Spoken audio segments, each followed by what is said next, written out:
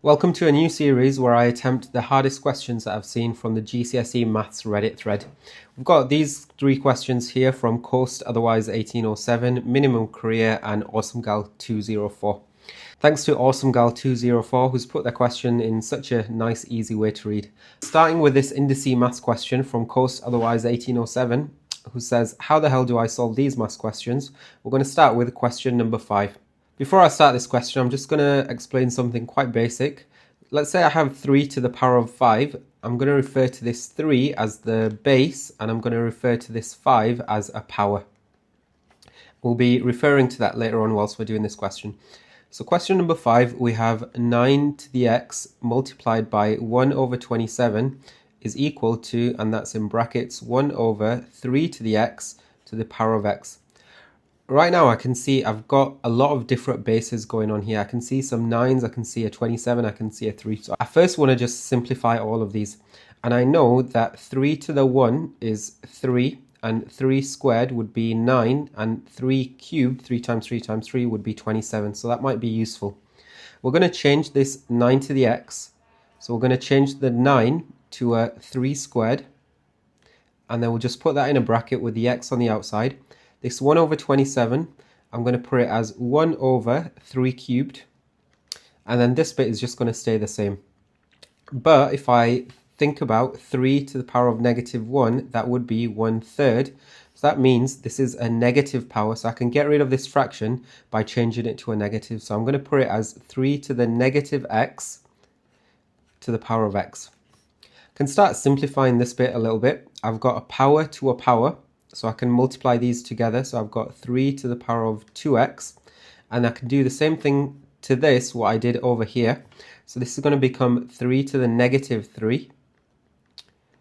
And then I've got another power to a power here. So I can multiply these together. I've got negative x multiplied by x. If I had x times x, it would give me x squared. But there's a negative times a positive. So it's going to be negative x squared. So for this part, it's 3 to the power of negative x squared. I'm multiplying here, and I've got the same base. So that means I need to add these two powers. So I've got 3, the base stays the same. 2x add minus 3 just becomes 2x take away 3. And then I've just got this, which is going to stay the same. 3 to the power of minus x squared. I've got to a stage here where I can equate these powers with each other.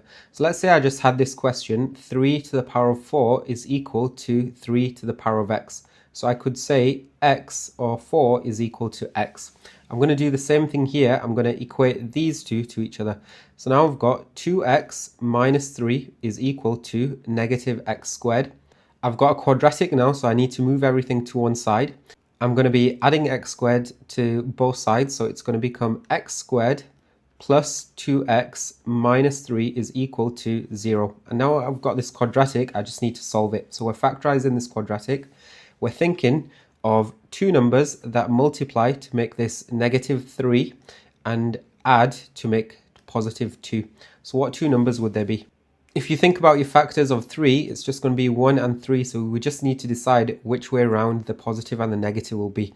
We're going to have a positive 3 and a negative 1. So it's going to be x plus 3 and x minus 1, because 3 times negative 1 gives us negative 3.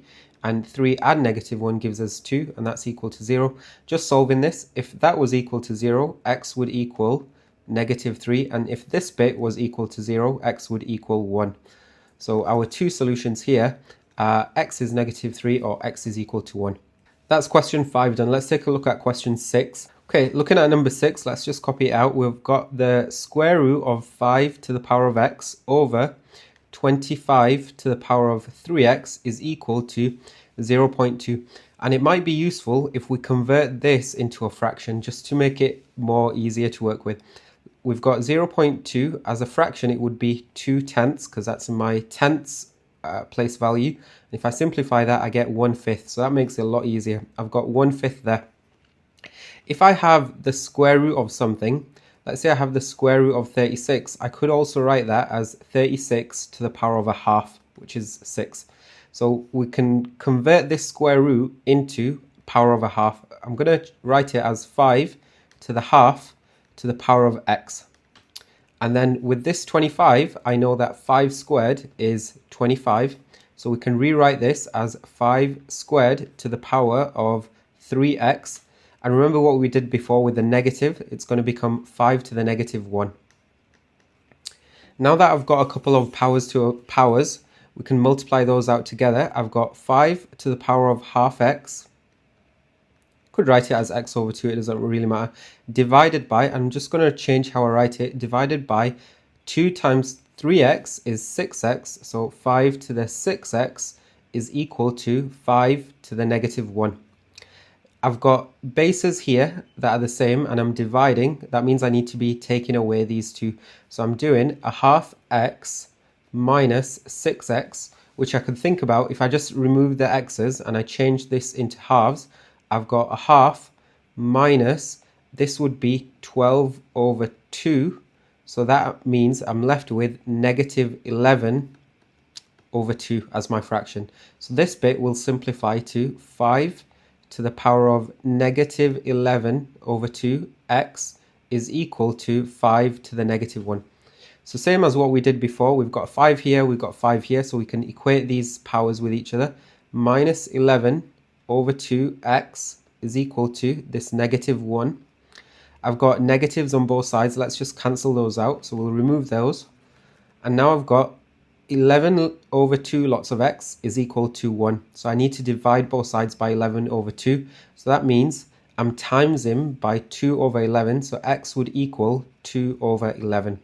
So final answer here is x is 2 over 11. Thanks to Coast Otherwise 1807 for that cool question. If you have any other questions, feel free to post them in the Reddit thread and I'll hopefully get a chance to look at them, or you can send them directly through to me. Let's take a look at this next question from Minimum Career 7131. It looks like it might be a trigonometry question, might be some Pythagoras involved. We'll take a look at it first. It says calculate the length of edge AD, and AD is going from here to here. And I can see I've got one angle, but I don't have any other side, so it might be useful for us to find another side. In the triangle-based pyramid below, give your answer to 2 decimal places. Let's just see, could we find either this base or could we find this height going up? I think if we concentrate on this triangle, DBC, let's draw it out. I've got D, B and C. That's D, that's C and that's B. And I'm going to label that one as 39 and that base of BC is 46. So I'm trying to find what DB is here, because if I can find that, then I can find what AD is. So I've got an angle and I've got a side. That means I'm going to be using some trig. So we're using SOHCAHTOA. Let's label up our right angle triangle. So that's my right angle. The side opposite the right angle is the hypotenuse. Side opposite the angle is opposite. And the side that's remaining is adjacent, and that's next to the angle. And we care about the side that we have, which is this 46, and the side that we're trying to find, which is DB. So we want A. So which of these has A and O? That's going to be TOA. So we're using tan. So it's tan of the angle, tan 39, is equal to opposite. Opposite is 46 over adjacent. And adjacent is the one we don't know, so we'll write it as x. Quick little trick that we can do here, we can just swap these two things around. So we've got x is equal to 46 over tan 39. So that's our side that's over here, DB. We're going to draw this triangle here, DAB. That's what we're working on now. I'm going to label DB as 46 over tan 39. You could type this in your calculator. I'll just leave it like that for now. And then I've got this angle, which is 44. And our goal here is to find this side here, which is AD. Let's label up our sides again. That's our right angle. That's going to be our hypotenuse. That's going to be our opposite. And that's going to be adjacent. And we have the opposite. And we're looking for the hypotenuse. So that means we're going to be using sine. So we're doing sine of the angle, which is 44, is equal to opposite, which is 46 over tan 39. I'll just write answer for that because we're going to type it into a calculator. We'll use it later. answer over our hypotenuse, so it's going to be x. Same as before, we can swap these two around, so we have x is equal to our previous answer over sine 44.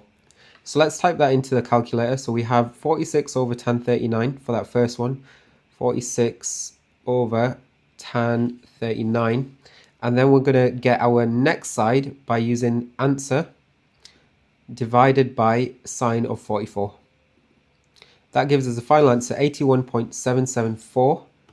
81.774. That would be in centimeters, but it wants it to 2 decimal places, so we just need to round it over here. It's not going to change it. It's just going to become 81.77 centimeters to 2 decimal places. So thank you to Minimum Career 7131. That was a nice little trig question. Let's move on to the next question. This one's from Awesome Gal. So if you put your head on your right shoulder, it's number 7 that we're looking at.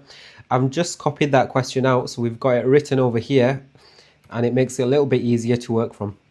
James and Peter cycled along the same 50-kilometer route, so I'm going to just draw that out, 50 kilometers. And James takes 2.5 hours, so James takes 2.5 hours to complete that. Whilst we're looking at this sentence, let's figure out what James's speed was. So if we're using the distance, speed, time formula triangle, we're trying to find the speed of James. So we're doing speed is equal to distance divided by time.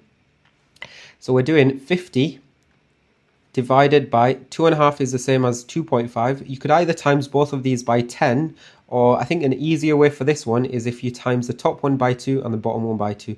So then we end up with 100 divided by 5, which is the same as 20, and that makes sense. James is going at 20 kilometers per hour. So we've dealt with that one. Peter started to cycle 5 minutes after James started to cycle. So Peter starts a little bit after, and Peter caught up with James when they had both cycled 15 kilometers. Let's draw that on. So after 15 kilometers, Peter has caught up with James, and James was going at 20 kilometers per hour. So we can figure out at what point James was caught up at. Let's find how far did James travel those 15 kilometers in. So we're trying to find time this time. So time is distance divided by speed. We're finding out how quick James did those 15 kilometers. So we're doing 15, our distance, divided by 20. That means 3/4 of an hour. 0.75 is 3/4, and 3/4 of an hour is 45 minutes. So it took James 45 minutes to complete those 15 kilometers. But it only took Peter 40 minutes because it took Peter 5 minutes less. So Peter took 40 minutes to complete 15 kilometers. And it says James and Peter both cycled at constant speeds. That means their speed isn't changing, and we need to work out Peter's speed. So if we know this piece of information, Peter took 40 minutes to complete 15 kilometers. The way that I would approach this question is I've got 40 and I've got minutes here. I'm just going to use a little ratio table to help us out with this. We've got distance there, and the distance was 15. We want to try and figure out how far did Peter travel in 60 minutes. So we're trying to think what number goes into both 40 and 60. So a good option might be 10, or another option might be 20. I think I'm going to go for 20 because all I need to do is divide that by 2, and then I'm going to times it by 3. So half of 15 is 7.5, and if I times it by 3, 7.5, 15, 22.5. So Peter's speed was 22.5 kilometers per hour. Thank you to Awesome Gal 204 for that question. Like I said before, if you have any other questions that you want to throw at me, feel free to post them in the Reddit thread and I'll take a look at them. Otherwise, you can send them directly to me. Make sure you subscribe to the channel because you'll find other walkthroughs and solutions to exam papers and helpful and useful tips. I'll see you soon.